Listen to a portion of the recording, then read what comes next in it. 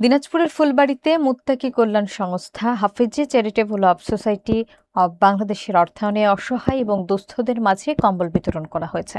অনুষ্ঠানটি বেতদিঘি ইউনিয়নের মাদিনাহাট সৈয়দপুর গ্রামে তাফসিরুল কুরআন মাহফিল মাঠে অনুষ্ঠিত হয়। বিস্তারিত দেখুন মোহাম্মদ সামিউল ইসলামের প্রতিবেদনে। দিনাজপুরের ফুলবাড়ীতে মুত্তাকি কল্যাণ সংস্থা Hafezi charitable of society of বাংলাদেশের অর্থায়নে অসহায় এবং দুস্থ মানুষের পাশে দাঁড়িয়েছে।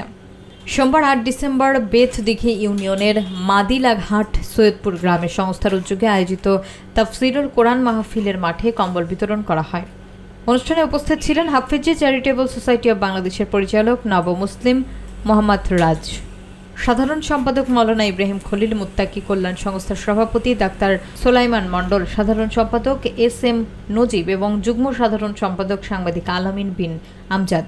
এছাড়াও ইউপি সদস্য মোহাম্মদ হাসেদ আলী মাস্টার উপস্থিত ছিলেন। কম্বল বিতরণ অনুষ্ঠানের আগে সংস্থার সদস্যরা বিরামপুরের রতনপুর গ্রামে ৩০টি নবমুসলিম পরিবারের মধ্যে কম্বল বিতরণ করেছিল।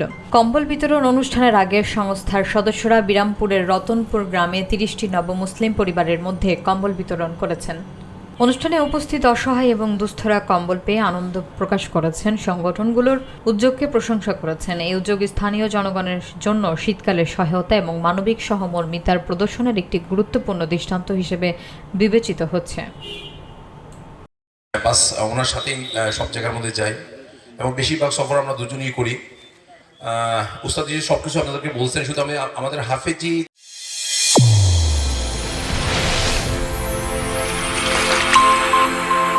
চ্যানেল A1 হৃদয়ের স্পন্দন।